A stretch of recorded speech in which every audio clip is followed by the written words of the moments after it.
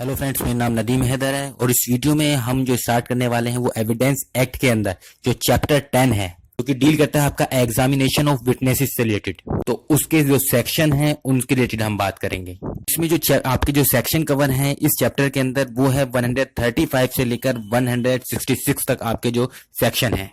हम एक एक करके जो इंपॉर्टेंट सेक्शन हैं उनको देखेंगे। तो सबसे पहले हम बात करते हैं सेक्शन 135 की। तो सेक्शन 135 है वो बात करता है कि जो विटनेसेस हैं तो विटनेस को किस ऑर्डर में कोर्ट के अंदर प्रोड्यूस किया जाएगा या फिर एग्जामिन किया जाएगा, उसके बारे में बात करता है ये। देखिए, कोर्ट के अंदर जब भी कोई ट्रायल चलता है तो कोर्ट के अंदर कोई भी किसी भी केस का अगर ट्रायल चल रहा है तो जो दोनों पार्टी हैं उन दोनों पार्टी के जो लॉयर हैं, आपके जो एडवोकेट हैं, वो एक लिस्ट तैयार करते हैं कि कौन कौन किस किस पर्सन को वो एज ए विटनेस जो है पेश करेंगे या कितने नंबर ऑफ विटनेस होंगे या फिर किस ऑर्डर में जो है उन विटनेस को जो है कोर्ट के अंदर पेश किया जाएगा। अगर हम जनरली बात करें तो जनरली क्या होता है, जो आपके वकील होते हैं, जो आपके लॉयर होते हैं, वो ही ये डिसाइड करते हैं, वो ही ये ऑर्डर तय करते हैं कि जो विटनेस हैं उनके एग्जामिनेशन का या प्रोड्यूस होने का क्या ऑर्डर रहेगा, उनके द्वारा ही वो डिसाइड किया जाता है। सेक्शन के अंदर दिया गया है कि विटनेसेस के प्रोड्यूस होने से रिलेटेड और एग्जामिनेशन का क्या ऑर्डर होगा उससे रिलेटेड जो डिसाइड किया जाएगा वो सीपीसी में और सीआरपीसी में ला दे रखा है या उस टाइम पर जो प्रैक्टिस में है वो चीज फॉलो की जाएगी। मतलब उसके अकॉर्डिंग जो है उनका ऑर्डर और एग्जामिनेशन का और प्रोड्यूस होने का जो है डिसाइड किया जाएगा। इस पर डिपेंड करेगा, ये सिविल एंड क्रिमिनल प्रोसीजर पर जो डिसाइड करेगा ये चीज। अगर इन जो लॉ है ये एब्सेंस है, मतलब कि इनके एब्सेंस में जो है क्या प्रोसीजर फॉलो किया जाएगा, तो इसकी जो पावर है वो कोर्ट के पास पावर है। मतलब कि कोर्ट के पास डिस्क्रिशनरी पावर है कि वो चाहे तो कोई भी ऑर्डर आपका तय कर सकती है किस तरीके से जो आपके विटनेस हैं उनको कोर्ट में प्रोड्यूस किया जाए या एग्जामिन किया जाए, ये कोर्ट डिसाइड कर सकती है। सेक्शन 135 सिर्फ इतना ही बताता है, ऑर्डर के बारे में ही बताता है।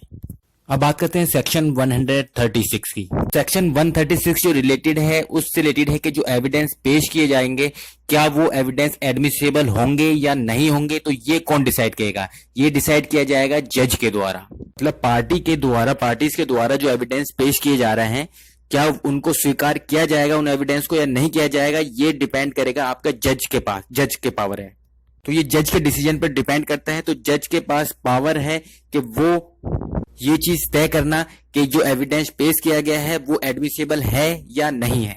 सेक्शन को जो है 3 पार्टों में डिवाइड किया गया है जिससे कि जज ये डिसाइड करेगा कि ये एविडेंस एडमिसिबल है या नहीं है। सबसे पहले बात करते हैं पहले पार्ट की। पहला पार्ट कहता है कि जब कोई भी पार्टी अगर किसी फैक्ट का एविडेंस देना चाह रही है, जज उन पार्टियों से जो एविडेंस पेश करना चाह रही हैं ये पूछ सकता है कि जो फैक्ट आप दे रहे हैं एज एविडेंस के तौर पर, अगर ये फैक्ट प्रूफ हो गया तो ये किस तरीके से आपका रिलीवेंट होगा उस फैक्ट इन इशू से या फिर उस केस से। या फिर अगर जज ये सोचता है कि जो फैक्ट पेश किया गया है वो प्रूफ हो गया है और ये फैक्ट जो प्रूफ हो गया है ये उस ऑफेंस से या फिर आपका जो केस है या फिर जो फैक्ट इन इशू है उससे रिलेटेड है, रिलीवेंट है, तो वो उस केस में उस एविडेंस को जो पेश किया गया है, जो फैक्ट पेश किया गया है उसको रिलीवेंट समझेगा, मतलब कि एडमिसिबल समझेगा उसको। अगर ऐसा नहीं है तो वो नहीं समझेगा फिर। मतलब कि अगर जो फैक्ट जो पेश किया जा रहा है एविडेंस के तौर पर, अगर वो फैक्ट इन इशू से या फिर उस केस से रिलीवेंट नहीं है तो जो जज है वो उस एविडेंस को एडमिसिबल नहीं समझेगा या फिर आप कह सकते हो कि एडमिट नहीं करेगा उसको। इसका दूसरा पार्ट कहता है अगर किसी फैक्ट को एविडेंस के तौर पर पेश किया जा रहा है और उस फैक्ट को जो है प्रूफ किया जा रहा है, पर उस फैक्ट का प्रूफ होना किसी दूसरे फैक्ट के प्रूफ होने के ऊपर डिपेंड करता हो, तो पहले वो फैक्ट प्रूफ किया जाएगा जिसके ऊपर वो डिपेंड करता है, उसके बाद वो फैक्ट प्रूफ किया जाएगा जो एविडेंस के तौर पर पेश किया जा रहा है। एग्जाम्पल के तौर पे अगर समझे, सपोज करिए कोई केस चल रहा है जिसके अंदर कोई स्टेटमेंट दी जाती है पर्सन के द्वारा जो कि मर गया है, कि जो उस स्टेटमेंट को सेक्शन 32 के अंदर से रेलिवेंट किया जाता है और उसको प्रूफ करने की कोशिश की जाती है। तो सेक्शन 32 है वो बात करता है डाइंग डिक्लेरेशन से रिलेटेड, मतलब कि उस पर्सन के द्वारा जो भी कुछ बोला गया है वो डाइंग डिक्लेरेशन है। तो इसके इससे इस चीज से रिलेटेड इस फैक्ट को जो है प्रूफ करने के लिए बात चल रही है। पर उससे पहले, इसको प्रूफ करने से पहले उस पर्सन को ये चीज प्रूफ करना पड़ेगा कि उस पर्सन की डेथ हो चुकी है। तो इस केस में जो डाइंग डिक्लेरेशन है वो किसके ऊपर डिपेंड कर रही है? दूसरे फैक्ट के ऊपर। उसको सबसे पहले ये प्रूफ करना पड़ेगा कि उस पर्सन की डेथ हो गई है, उसके बाद ही वो ये जो स्टेटमेंट है, जो डाइंग डिक्लेरेशन की स्टेटमेंट है, उसको प्रूफ करेगा। और फिर अगर दूसरे एग्जाम्पल की बात करें, सपोज करिए कोई पर्सन डॉक्यूमेंट की कॉपी कोर्ट में पेश करता है किसी चीज को प्रूफ करने के लिए, किसी बात को प्रूफ करने के लिए वो एक डॉक्यूमेंट की कॉपी जो है कोर्ट में पेश करता है। पर उसको वो कॉपी पेश करने से पहले जिस भी चीज को वो प्रूफ करना चाह रहा है उस डॉक्यूमेंट से, उसको ये चीज प्रूफ करना पड़ेगा कि जो उसकी जो ओरिजिनल कॉपी है वो लॉस्ट हो गई है, वो खो गई है। उसको प्रूफ करने के बाद ही वो डॉक्यूमेंट की कॉपी से उस फैक्ट को, ये जो भी चीज है, उसको प्रूफ कर पाएगा।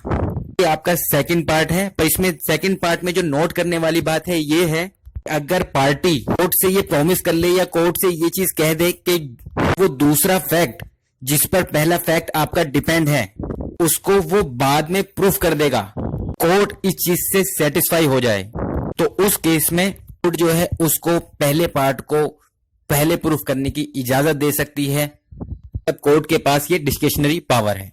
अब बात करते हैं तीसरे पार्ट की। जो तीसरा पार्ट कहता है कि जब एक एलिज्ड फैक्ट की जो रेलिवेंसी है वो दूसरे एलिज्ड फैक्ट पर डिपेंड करती है, उस केस में जज की डिस्क्रिशनरी पावर है कि ये डिस्क्रिशन पावर है कि वो कोई सी भी फैक्ट को पहले प्रूफ करने के लिए कह सकती है। अगर एग्जाम्पल के तौर पे समझें, पर्सन पर आरोप लगा कि इसने जानबूझकर जो चोरी की प्रॉपर्टी खरीदी है, स्टोलन प्रॉपर्टी परचेज करी है। तो किसी पर्सन ने, किसी एक्यूज ने एक पर्सन पे ये आरोप लगा कि उसने जो स्टोलन प्रॉपर्टी है उसको रिसीव किया है। पर्सन ने ये फैक्ट प्रूफ करने के लिए, मतलब कि कहा कि वो प्रॉपर्टी उसने जो है पोजीशन, मतलब उस प्रॉपर्टी की पोजीशन के से उसने इनकार किया था, मतलब कि उस प्रॉपर्टी को रखने के लिए उसने मना किया था, इनकार किया था।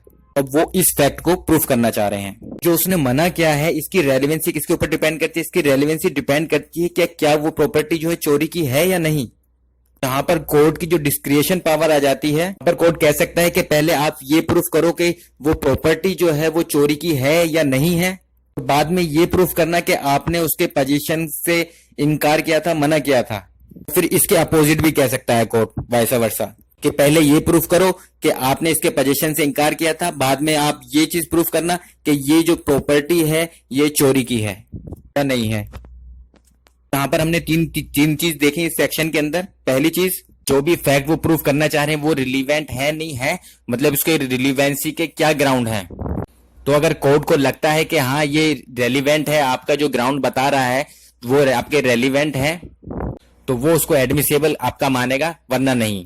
दूसरा था, जहां एक फैक्ट का प्रूफ होना दूसरे फैक्ट के प्रूफ होने के ऊपर डिपेंड हो, यहाँ पर भी जो कोर्ट है उसके पास ये डिस्क्रिएशन पावर है कि वो किसी भी फैक्ट को जो है कह सकती है कि आप पहले ये प्रूफ करिए, बाद में वो कर दीजिए, कोई प्रॉब्लम नहीं है। या फिर पहले दूसरा वाला प्रूफ फैक्ट जो है प्रूफ करिए, फिर बाद में ये वाला करिए। तो कोर्ट की डिस्क्रिएशन पावर है यहाँ पर भी। जैसे मैंने एग्जांपल दिया था आपको, ओरिजिनल जो डॉक्यूमेंट थे वो लॉस्ट हो गए थे या खो गए थे, और जो डॉक्यूमेंट है उसकी कॉपी पेश की गई थी किसी फैक्ट को प्रूफ करने के लिए। तीसरा है, जब एलिज फैक्ट की जो रेलिवेंसी है वो किसी दूसरे एलिज फैक्ट पर आपका रिलीवेंट हो, तो मतलब डिपेंड हो, सॉरी। जैसे स्टोलन प्रॉपर्टी वाला एग्जांपल दिया था मैंने आपको। इसके आगे के जो सेक्शन हैं वो हम दूसरी वीडियो में देखेंगे। Thank you. हेलो फ्रेंड्स, मेरा नाम नदीम हैदर है और इस वीडियो में हम जो स्टार्ट करने